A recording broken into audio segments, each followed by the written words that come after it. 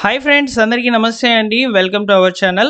తల్లికి వందనం 13,000 మీ అకౌంట్లోకి ఇంకా పడకుండా ఉండినట్లయితే మీరు ఫిర్యాదులు అనేటివి చేసుకోవచ్చు అని చెప్పి నారా లోకేష్ గారు అయితే చెప్పారు. ఈ నెల 16వ తేదీ నుంచి అయితే గ్రామ వార్డు సచివాలయాల ద్వారా అయితే ఫిర్యాదులను స్వీకరిస్తామని చెప్తున్నారనమాట. సో మీకు ఏ విధంగా అయినా కానీ అమౌంట్ అనేది పడకపోతే మీరు ఫిర్యాదు అనేది చేసుకోవచ్చు. సో వివిధ కారణాలు అయితే ఉన్నాయండి. ఈ కారణాల చేత మీకు అమౌంట్ కనుక పడకపోతే తప్పనిసరిగా ఫిర్యాదు చేసుకోండి. సో నేను ఆల్రెడీ వీడియో అయితే చేశాను. ఆ కారణాలు ఏంటి, సో ఎన్ని రకాల కారణాలు ఉన్నాయనే దాని మీద కూడా నేను వీడియో అయితే చేసేసాను ఆల్రెడీ. మీరు చూడకపోతే ఈ వీడియో డిస్క్రిప్షన్లో అయితే ఇస్తాను, చూడండి. లేదా మన ఛానల్లో అయితే ఉంటుంది వీడియో, ఒకసారి చూసే ప్రయత్నం చేయండి. దాదాపు 17 రకాల కారణాలతో మీరు తల్లికి వందనం పథకానికి సంబంధించి మాకు అమౌంట్ పడలేదు అని చెప్పి మీరు ఫిర్యాదు అయితే చేసుకోవచ్చు. ఇక్కడ నేను ఒక 2 ఫిర్యాదులకు సంబంధించి ఎలా సబ్మిట్ చేయాలి ఫిర్యాదు అనేది నేను మీకు చెప్తాను, ఓకేనా. సో మీరు ప్రయత్నం చేస్తేనే అమౌంట్ అనేది విడుదలవుతుంది, ఓకేనా. సో ప్రెస్ మీట్లో కూడా చెప్పారు నారా లోకేష్ గారు, ఖచ్చితంగా ఫిర్యాదులు స్వీకరిస్తాము. సో ఎలిజిబుల్ అయితే తప్పకుండా వారికి అమౌంట్ అనేది ఇస్తామని చెప్పి చెప్తున్నారనమాట. ఒక్కసారి మీరు ఇక్కడ చూడండి, తల్లికి వందనం పథకం 2025 రికార్డులలో మీ పేరు చేర్చబడలేదు. ఇలా ఉంటే మీరు ఏ విధంగా ఫిర్యాదు చేయాలనేది చెప్తాను. అదేవిధంగా మీ ఇంట్లో ఒకరికే అమౌంట్ పడినట్లయితే, ఎగ్జాంపుల్కి మీ ఇంట్లో 2 లేదా 3 కనుక ఉండినట్లయితే కేవలం ఒకరికే మాత్రమే అమౌంట్ కనుక పడినట్లయితే మీరు ఫిర్యాదు ఎలా చేసుకోవాలి అనే దాని మీద కూడా నేను మీకు ఈ వీడియోలో డిస్కస్ చేస్తాను. ఇలా 1 బై 1గా సిరీస్ వైజ్గా వీడియోస్ అనేవి చేసుకుంటూ వెళ్తాను. ఇందులో 2 ఫిర్యాదుల గురించి అయితే చెప్తున్నాను. నెక్స్ట్ వీడియోలో కరెంట్ బిల్ ఎక్కువగా వచ్చి మీకు తల్లికి వందనం రాకపోతే ఏం చేయాలి అనేది కూడా నేను మీకు చెప్తానండి, ఓకేనా. సో వీడియోని పూర్తిగా చూసే ప్రయత్నం చేయండి. అలానే లైక్ చేస్తే చాలామంది కూడా ఇలాంటి ఇన్ఫర్మేషన్ కోసం ఎదురు చూస్తూ ఉంటారు. వారందరికీ కూడా యూట్యూబ్ ద్వారా రికమెండేషన్ అయితే వెళ్తుంది. తప్పకుండా లైక్ చేసేయండి.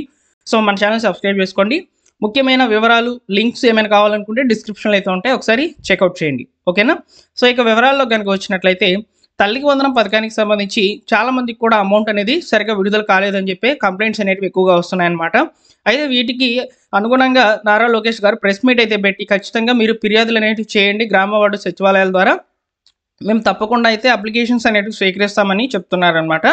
సో ఇక్కడ ముఖ్యంగా మీకు అమౌంట్ అనేది సో ఏ కారణం చేత రాలేదు అనేది తెలుసుకోవాలి. ఒకటి వాట్సాప్ గవర్నెన్స్ ద్వారా అయితే ఈ విధంగా చెక్ చేసుకొని అయినా చూసుకోవచ్చు, లేదా ఎన్బిఎం అప్లికేషన్ సెర్చ్ అనేది చేసి కూడా మీరు మీ యొక్క పేమెంట్ ఎందుకు రాలేదనేది తెలుసుకోవచ్చు.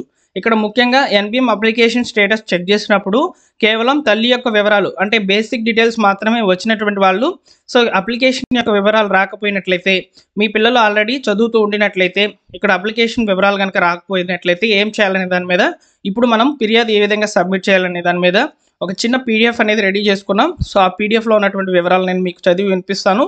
ఖచ్చితంగా ఈ డాక్యుమెంట్స్తో మీరు 16వ తేదీ అంటే సోమవారం నుంచి వెళ్ళి ఫిర్యాదులు అనేవి చేసుకోండి, ఓకేనా. సో ఒకసారి నేను మీకు డాక్యుమెంట్ అనేది చూపిస్తానండి. ఈ డాక్యుమెంట్ అనేది మన టెలిగ్రామ్ ఛానల్ అయితే ఇచ్చినాను, ఒకసారి చూడండి. సో తల్లికి వందనం అప్డేట్ ఒకసారి మీకు కనిపిస్తుంది ఇక్కడ. సో తల్లికి వందనం అప్డేట్ అనేది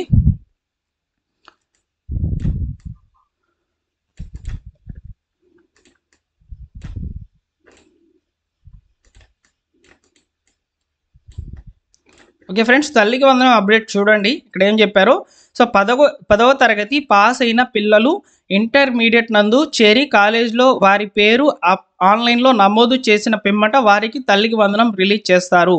ఇంటర్మీడియట్ 2వ సంవత్సరం పాస్ అయిన పిల్లలకు వారు తదుపరి చదువులకు సంబంధించి కాలేజీకి అంటే డిగ్రీ లేదా పాలిటెక్నిక్, బీటెక్ చేరిన పిదప ఫీజు రియంబర్స్మెంట్ పథకం ద్వారా వారికి లబ్ధి అయితే పొందుతుంది అని చెప్పి చెప్తున్నారు. అంటే ఇక్కడ ఏంటంటే ఎగ్జాంపుల్కి మీ ఇంట్లో 10వ తరగతి కంప్లీట్ అయిపోయినటువంటి పిల్లలు ఎవరైతే ఉంటారో సో వాళ్ళు ఇంటర్మీడియట్ జాయిన్ అయితే ఇప్పుడు కొత్తగా వారికి ఈ యొక్క తల్లికి వందనం పథకానికి సంబంధించి అప్లై అయితే చేస్తారు. ఈ నెలాఖరులో లిస్ట్ అనేది రిలీజ్ చేస్తారు. జూలై 5వ తేదీన వారికి అమౌంట్ అనేది విడుదల కావడం జరుగుతుందని చెప్తున్నారనమాట.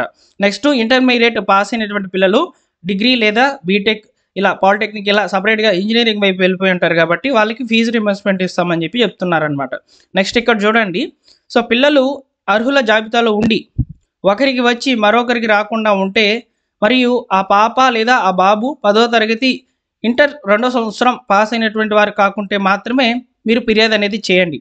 అంటే ఎగ్జాంపుల్కి మీ ఇంట్లో 2 కనుక ఉండినట్లయితే ఆ 2 పిల్లల్లో ఇంటర్మీడియట్ లోపల 2025-26 సంవత్సరానికి సంబంధించి చదువుతూ కనుక ఉండినట్లయితే, అంటే ఇంటర్ సెకండ్ ఇయర్ లోపల అంటే ఇంటర్ సెకండ్ ఇయర్ ఉన్నా సరిపోతుంది అనమాట. ఇలా 2 ఎలిజిబుల్ అవుతారు. కాకపోతే ఒక్కరికే అమౌంట్ పడితే ఏం చేయాలనేది ఇక్కడ మనకు చెప్పారు చూడండి. వీరికి సచివాలయం నందు సోమవారం గ్రీవెన్స్ పెట్టబడుతుంది. ఇందుకు గాను ఈ పాప లేదా బాబు మీకు అర్హుల జాబితాలో రాలేదో వారి యొక్క వివరాలు అనేటివి మీరు ఖచ్చితంగా ఇవ్వాల్సి అయితే ఉంటుంది. డాక్యుమెంట్స్ చూసుకున్నట్లయితే ఆ బిడ్డ యొక్క స్టూడెంట్ ఐడి నెంబరు, సో ఇది ఎక్కడ చదువుతున్నారు అనేది మీరు తెలుసుకొని అక్కడ నుంచి ఒక స్టడీ సర్టిఫికేట్ అనేది తీసుకురావాలి.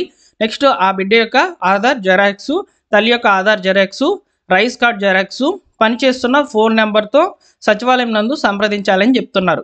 ఇంట్లో ఇద్దరు పిల్లలు ఉండి ఒక్కరికే అమౌంట్ కనుక పడినట్లయితే మీరు ఈ విధంగా ఈ డాక్యుమెంట్స్ అనేటివి ఇచ్చి సచివాలయం ద్వారా డిజిటల్ అసిస్టెంట్ గారి దగ్గరికి వెళ్ళాలండి. సో మీకు డిజిటల్ అసిస్టెంట్ గారు అయితే ఉంటారనమాట సచివాలయంలో, వారి దగ్గరికి వెళ్తే వారి యొక్క లాగిన్లో ఉంటాయన్నమాట ఫిర్యాదులు చేసేదానికి ఆప్షన్స్. సో వారే ఫిర్యాదు అనేది చేస్తారు. సో నెక్స్ట్ చూసుకున్నట్లయితే సో తల్లికి వందనం పథకంకు సంబంధించి అర్హులు అయి ఉండి పిల్లల పేర్లు అసలు అర్హుల జాబితాలో లేదా అనర్హుల జాబితాలో రెండిట్లో కూడా పేర్లు అనేటివి రాకపోతే, సో ఎగ్జాంపుల్కి ఇక్కడ నేను ఒకటి చూపిస్తాను చూడండి. సో ఈ విధంగా వాట్సాప్ గవర్నెన్స్ ద్వారా చెక్ చేసుకున్నప్పుడు తల్లికి వందనం పథకం 2025 రికార్డులలో మీ పేరు చేర్చబడలేదు అని కనుక వచ్చినట్లయితే మీరు ఫిర్యాదు అనేది చేసుకోవచ్చు అని చెప్తున్నారు. సో ఇలా అర్హుల జాబితాలో అనర్హుల జాబితాలో సో మీరు సచివాలయంకి వెళ్తే వారి దగ్గర అర్హుల జాబితా అనర్హుల జాబితా ఏదో ఉంటుంది. సో అందులో రెండిట్లో కూడా పేర్లు లేకుండా మీ పిల్లలు ఇంటర్మీడియట్ లోపల చదువుతూ కనుక ఉండినట్లయితే ఖచ్చితంగా మీరు అప్లై అయితే చేయించండి. సో దీనికి సంబంధించి పిల్లల యొక్క స్టూడెంట్ ఐడి నెంబర్లు, సో ఎక్కడ చదువుతున్నారో అక్కడ వారికి సంబంధించి ఎన్రోల్మెంట్ ఐడి అయితే ఉంటుందన్నమాట. ఆ నెంబర్ కనుక్కోవాలి. మీరు డైరెక్ట్గా స్కూల్ లేదా కాలేజీకి వెళ్ళి ఆ ఐడిని తీసుకురండి. సో నెక్స్ట్ వచ్చేసి ఆ బిడ్డ యొక్క ఆధార్ జెరాక్స్, తల్లి యొక్క Aadhaar xerox, rice card xerox, పనిచేస్తున్న ఫోన్ నెంబరు ఇవన్నీ కూడా సబ్మిట్ చేసి మీరు ఫిర్యాదు అనేది చేసుకోవచ్చు. ఇలా ఫిర్యాదులే కాకుండా చాలా రకాల ఫిర్యాదులు అనేవి చేసుకోవచ్చు అండి. ఒకసారి ఇక్కడ చూడండి. సో ఎన్ని రకాల ఫిర్యాదులు చేయవచ్చు అనే దాని మీద ఒక చిన్న ఇన్ఫర్మేషన్ అనేది ఇక్కడ చూపిస్తున్నాను మీకు. సో ఇక్కడ దాదాపు 20 రకాల ఆప్షన్స్ అనేవి ఉన్నాయండి. సో మీరు ఇందులో ఏ ఆప్షన్ అయినా సెలెక్ట్ చేసుకొని ఫిర్యాదు అయితే చేసుకోవచ్చు. ఈ వీడియోలో మనం కేవలము సో 2 రకాలుగా అంటే ఎలిజిబుల్ అయ్యి కూడా అమౌంట్ పడకపోయినట్లయితే, ఒకవేళ అసలే పేర్లు అనర్హులు మరియు అర్హుల జాబితాలో రాకపోతే ఏ విధంగా ఫిర్యాదు చేసుకోవాలనేది నేను మీకు చెప్పాను. సో నెక్స్ట్ వీడియోలో ఖచ్చితంగా 1 by 1గా నేను మీకు వీడియోస్ అనేవి చేస్తాను. ఫిర్యాదులు ఎలా చేసి తల్లికి వందనం పథకానికి సంబంధించిన డబ్బులు అనేవి మీ అకౌంట్లోకి పడేటట్లు ఏ విధంగా చేసుకోవాలనేది నేను మీకు క్లియర్గా చెప్తాను. సో మీరు ఒకటే చేయాలి ఫ్రెండ్స్, ఈ వీడియోని లైక్ చేయాలి. సో లైక్ చేస్తే చాలామందికి కూడా ఈ సమాచారం రీచ్ అవుతుంది. అలానే మా టెలిగ్రామ్ ఛానల్లో జాయిన్ అవ్వండి. ఇలా తల్లికి వందనం పథకానికి సంబంధించి ఏమైనా అప్డేట్స్ వచ్చినప్పుడు వెంటనే నేను మీకు వీడియో రూపంలో తెలియచేయడం జరుగుతుంది. ఇక్కడ ఫిర్యాదు ఎలా చేయాలో నేను మీకు చెప్పాను. సో మీరు తప్పనిసరిగా ఫిర్యాదు అనేది రేపటి నుంచి సబ్మిట్ చేయండి. మనకు 26వ తేదీ వరకు అవకాశం అనేది అంటున్నారనమాట. లేదా చాలా తక్కువ రోజుల్లో అవకాశం అనేది ఇవ్వవచ్చు. సో ఎందుకంటే కొత్తగా ఇప్పుడు 10th నుంచి ఇంటర్మీడియట్లోకి వెళ్ళినటువంటి పిల్లలు అంటే ఫస్ట్ ఇయర్ జాయిన్ అవుతున్నటువంటి పిల్లలకు సంబంధించి అప్లికేషన్స్ అనేవి జరుగుతున్నాయి. అలానే 1వ తరగతి జాయిన్ అవుతున్నటువంటి పిల్లలకు సంబంధించి అప్లికేషన్స్ అనేవి జరుగుతున్నాయి. కాబట్టి మీరు వెంటనే కూడా ఫిర్యాదు అనేది చేసుకునే ప్రయత్నం అయితే చేయండి. సో మీరు వాట్సాప్ ద్వారా చేయవచ్చు. వాట్సాప్ ద్వారా చేయడం కంటే మీరు డైరెక్ట్గా సచివాలయం వెళ్ళి అప్లికేషన్ అనేది సబ్మిట్ చేయండి. ఓకేనా? Thank you for watching.